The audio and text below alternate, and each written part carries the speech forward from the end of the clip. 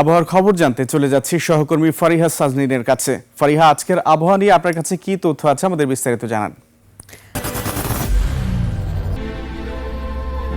I am Ox. ধন্যবাদ সুমন। দর্শক, আজ 18 ডিসেম্বর 2025 তারিখে দেশের সর্বশেষ আবহাওয়ার তথ্য থেকে আমরা দেখতে পাচ্ছি উচ্চচাপ বলয়ের বর্ধিতাংশ পশ্চিমবঙ্গ ও তৎসংলগ্ন এলাকায় অবস্থান করছে এবং সেই সাথে মৌসুমের স্বাভাবিক লঘুচাপটি দক্ষিণ বঙ্গোপসাগরে রয়েছে এবং এর একটি বর্ধিতাংশ উত্তর বঙ্গোপসাগর পর্যন্ত বিস্তৃত রয়েছে। আজ সারা দেশের আকাশ আংশিক মেঘলা থাকবে এবং তাপমাত্রা শুষ্ক থাকতে পারে, সেই সাথে দিন ও রাতের তাপমাত্রা প্রায় অপরিবর্তিত থাকতে পারে। বর্তমানে বিশেষ কিছু অঞ্চলের তাপমাত্রা যদি আমরা দেখে থাকি তাহলে সিলেটে রয়েছে 20 ডিগ্রি সেলসিয়াস, ঢাকায় রয়েছে 21 ডিগ্রি সেলসিয়াস, রাজশাহীতে রয়েছে 19 ডিগ্রি সেলসিয়াস এবং রংপুরে রয়েছে 18 ডিগ্রি সেলসিয়াস। গতকাল সর্বনিম্ন তাপমাত্রা রেকর্ড করা হয়েছে তেঁতুলিয়াতে, যা 9.8 ডিগ্রি সেলসিয়াস এবং সর্বোচ্চ তাপমাত্রা টেকনাফে, যা 31.5 ডিগ্রি সেলসিয়াস।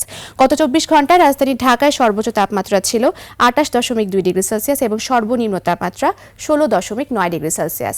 আজ ঢাকার আকাশ আংশিক মেঘলা থাকবে এবং উত্তর অথবা উত্তর পশ্চিম দিক থেকে ঘন্টায় 8 থেকে 12 কিলোমিটার বেগে বাতাস প্রবাহিত হতে পারে।